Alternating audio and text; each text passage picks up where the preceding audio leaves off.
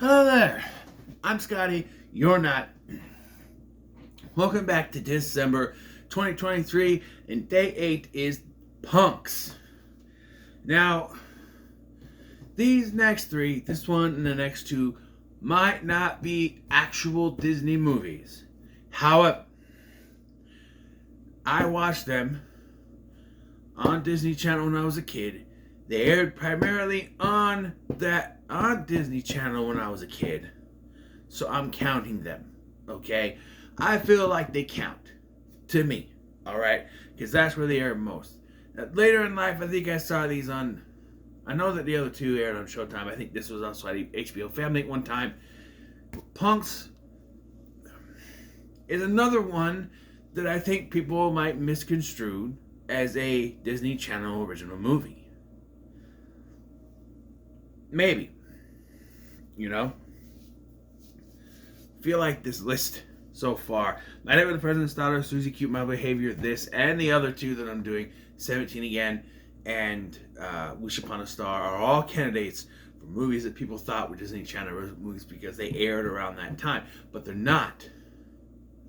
You know? And also The Paper Brigade, which I may or may not do, I don't know yet. That's a may. There's also the garbage picking, field goal kicking Philadelphia phenomenon, which was in a Wonderful World at Disney. It starred Tony Danza, and I'm also going to try to do that. See, this is why I do this. Not true. No, I might just do all like TV movies and stuff, because that seems like the way to do it. I want to do animated stuff like Pixar shit, but I don't know. That might be next year. Maybe all live action stuff. I don't know.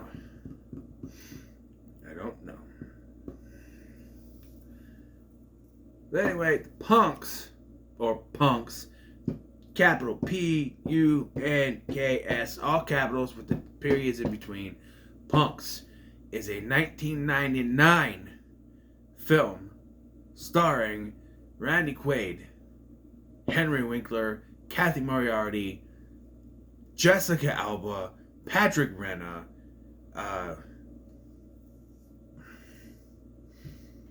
Brandon Baker, you may know as from Johnny Tsunami, which is another reason why people think that it's this Disney Channel, because of him, and Tim Redwine, who was also in the Disney Channel original movie the same year, the 13th year.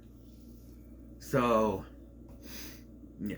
And the story of Punks is that Drew Utley's father, played by Randy Quaid, is working for this guy named Crow, played by Henry Winkler, who is a crooked guy who is developing this augmented machine which Drew's father created, and he's trying to sell it on the black market. And they're going to do a test to investors from the black market, and they're going to have Drew's dad tested. However, Drew's dad has a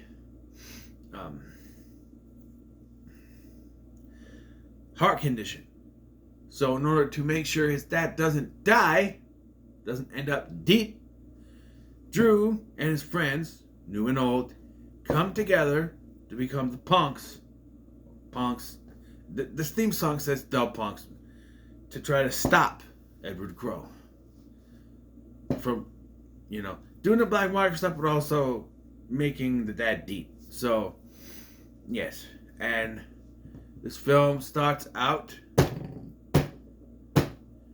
with the opening title sequence with the names popping up, And then we see that it is Drew's birthday.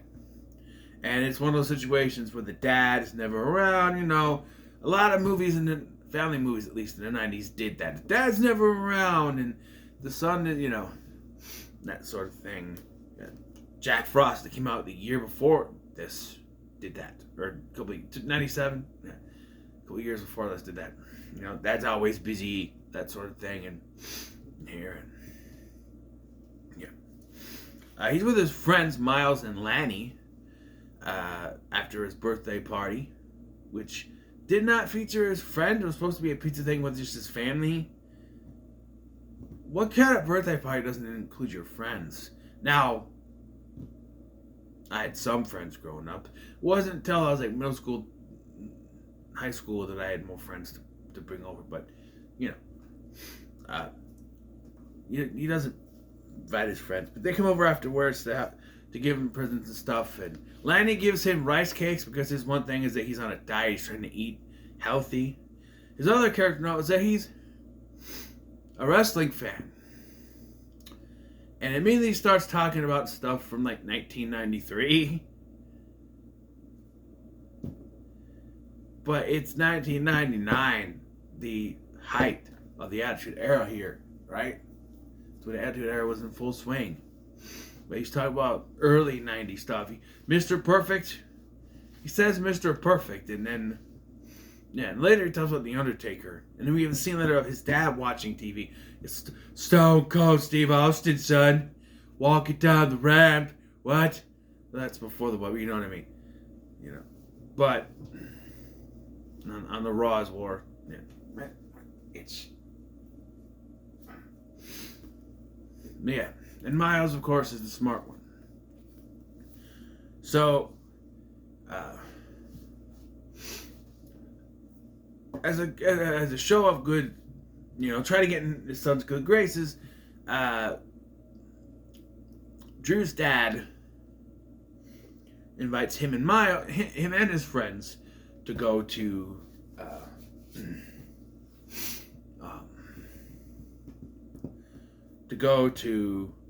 his job and play on the big computers and stuff.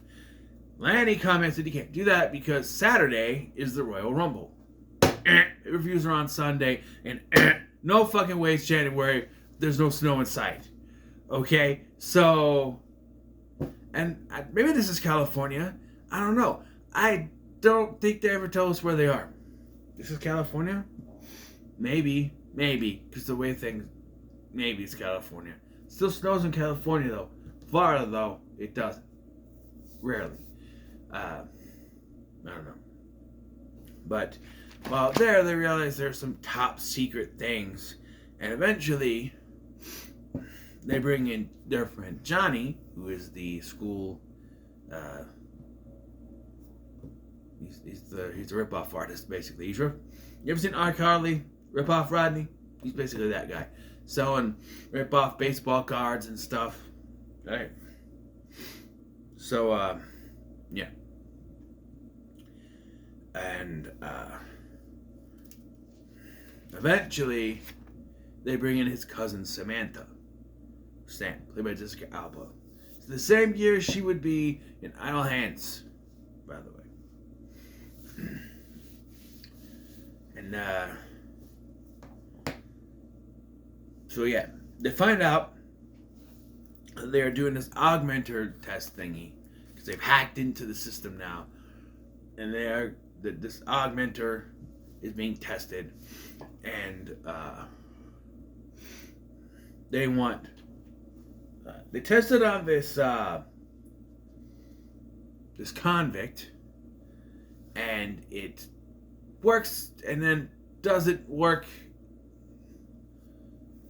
And one of them augmented their voices sound like, well, it sounds like when you talk to a fan, kind of like this, a little bit like that, kind of sounds like that.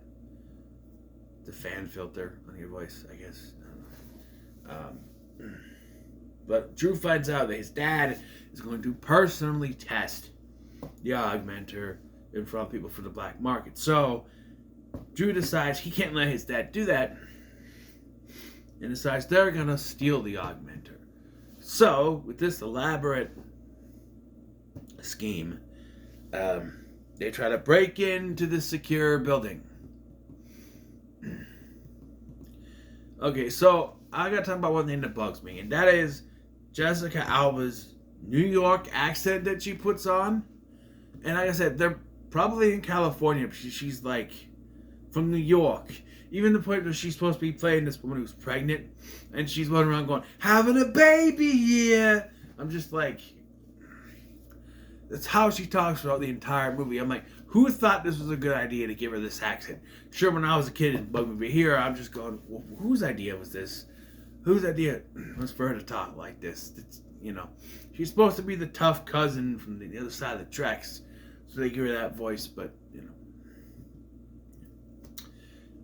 so they sneak in, and they decide that Lanny should stay at the security guards area, while the rest of them sneak in and steal the augment.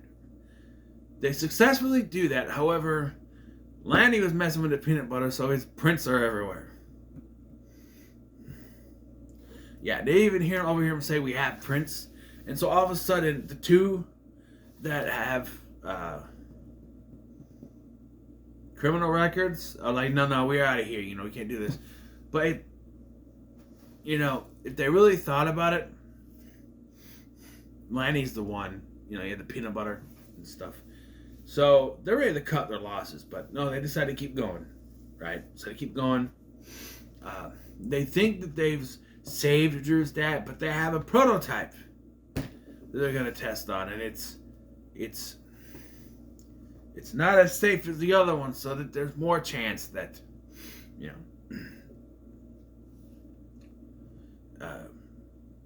that things could go wrong. So they have an impromptu test that features Crow, played by Henry Winkler.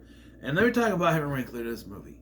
You wouldn't think that such a man known for being such a nice person, America's treasure, Henry Winkler, could play a bad guy, but he brings his A game in this movie.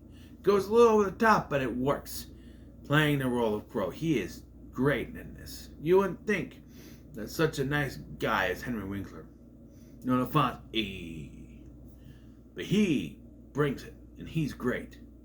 His sidekick lady is played by, I don't remember her name, but she was also an antagonist on The Secret World, Alex Mack. Yeah. So, they mess with the test, right? And they said they want the prototype. Maybe this was after they said they wanted it, but they want the prototype, and they tell them to meet at a golf course, and that the person talking to them will be dressed as an Egyptian. The person calling them. It's Johnny calling them. He said he'll be dressed as an Egyptian, which is the guy giving out the golf balls. So the people show up and they start waterboarding this guy in the water hazard until they all show up wearing these sunglasses and stuff, and they say, "Hey, we're over here," and they're chasing them around. And then they get to the car they came in, and they open up the trunk and they find that the prototype is not in there. But they didn't bring it. I'm sitting there going, well, of course. What made you think they would actually bring it? Come on. They actually thought they were going to bring it. It doesn't. No, they're not that stupid to actually bring it. But So they set up another thing at the bar and tell Crow to come in by himself. This scene is all types of awkward. First of all, the three guys are dressed like ZZ Top. Drew, Lanny, and Johnny dressed like ZZ Top, right?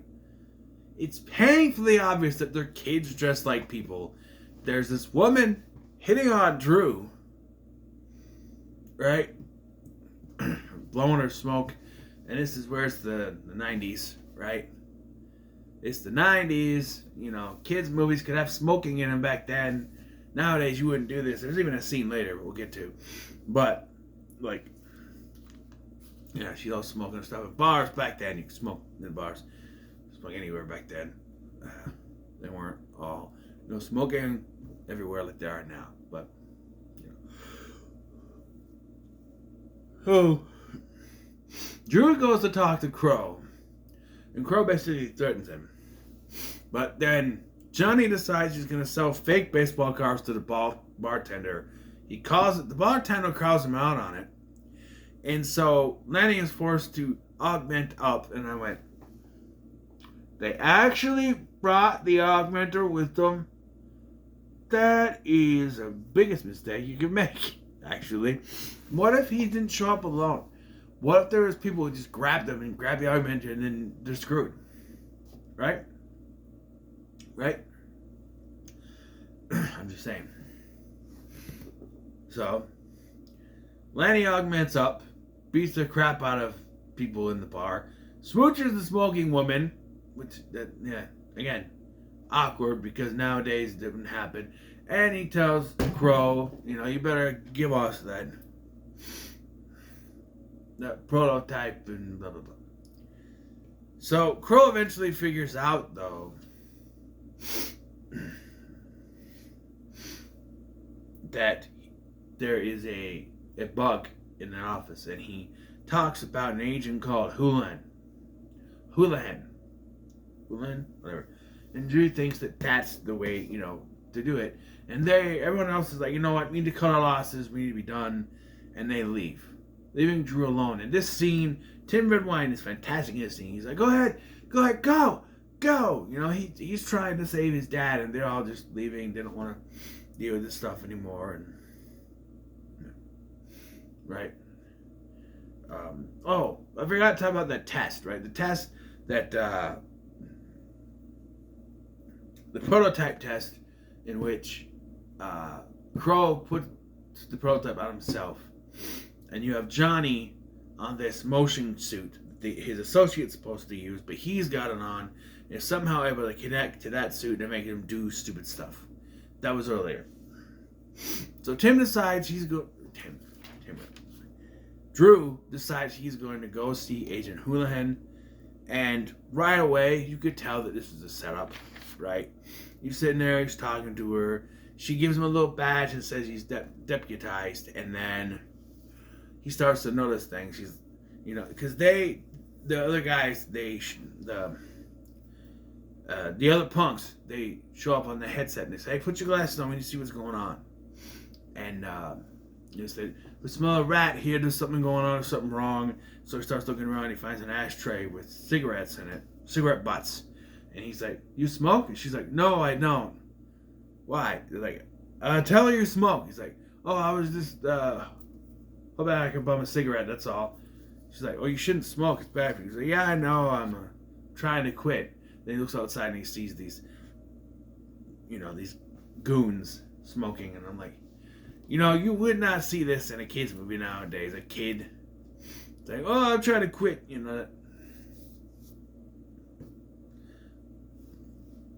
tell her you smoke or something. You didn't see it in any movie nowadays, but he realizes, he's set up.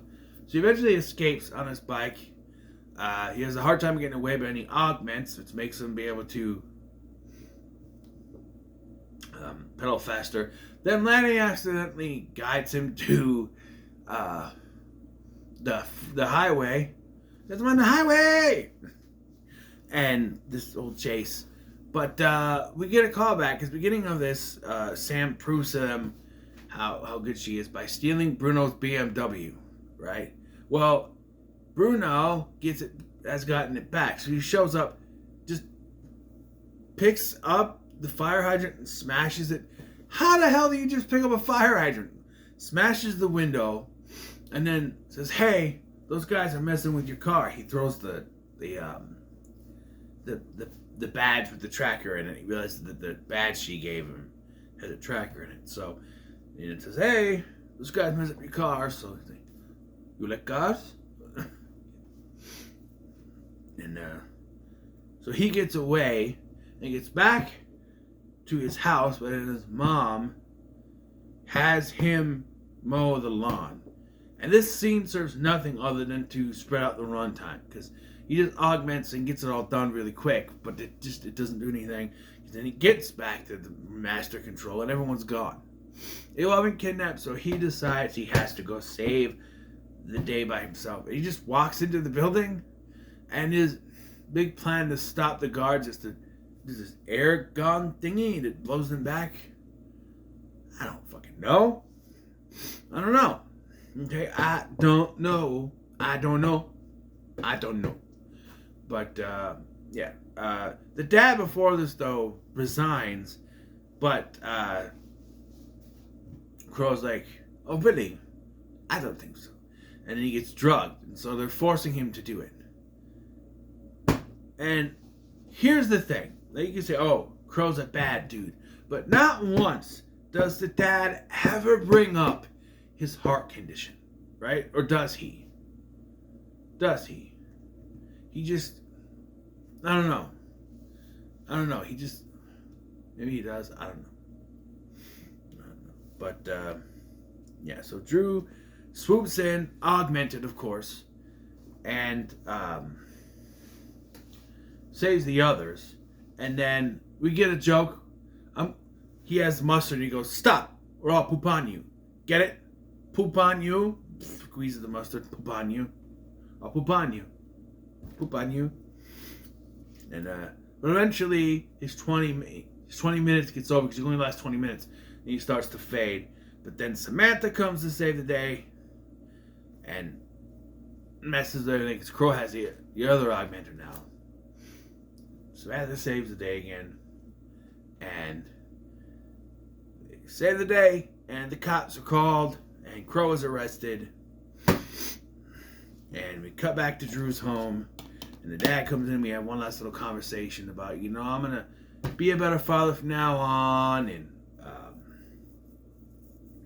so, "Oh, no, you were there. You wanted to see the cops take away Crow and all that." Yeah, something like that, And so we come back to the school. And there's a thing at the beginning where this one kid got to be safety monitor.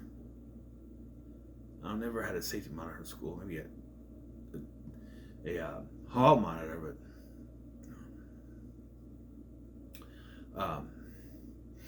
and it's the little brother from Eurotrip who's a real douche in this movie, in that movie too. But he shows up a few times during the movie, and here Drew is now the safety monitor because the other guy gave himself lead poisoning from some kind of experiment he was doing. And so he tells these bullies who'd been picking on him earlier, "Hey, leave Miles alone." "Oh yeah, what are you going to do about it?" And Samantha is there despite the fact that they had never met her before, but now she's going to their school for some reason. And all of them are there, and then like, "We do this either way the highway." He's like, "Make me." And so they all spread out, and Lanny is there with the augmenter. And he turns it on, and I went, No. How do they still have the augmenter? Wouldn't the cops have taken that away? Right? Wouldn't the cops have confiscated that thing? How do they still have it? Right? So Lanny beats the crap out of these guys, and then we cut to them walking off while Miles reads the article about Crow being stopped by a covert operative team codenamed The Punks, and the theme song plays. The theme song also played. We are the Punks. United we stand. The Punks. Divided we fall. We are the Punks. Protecting the underdogs. We are the Punks. That played during the golf course scene, and then here again at the end. Partially, and then different song plays in the credits. But yeah, this was late 90s cheese, and it's fun. I'm going to say it's pretty good. And yes, I'm counting this as Disney, because I watched it countless times on a Disney Channel. So it counts. Okay? So sue me. I'm counting this any out of 2. Okay? Okay. Okay. Okay? Okay. Okay? Okay. It's not Lethal Weapon 2 or 3 or 4. Okay? They did tone it down by 4 though. But yeah, this was fun to go back and watch. And it makes me feel old. So does the gray in my beard. But, the watching more stuff like this. But it's fun to go back and watch it. And something fell off the tape piece of paper. What is this? Oh, this was the old Dis-Cember list. I had everything. Yeah. 2 points. Anyway, what are your thoughts on punks? Let me know in the comments below. Make sure to like, share, subscribe. Thank you for watching. I've been Scotty, and I'll see you in the next one.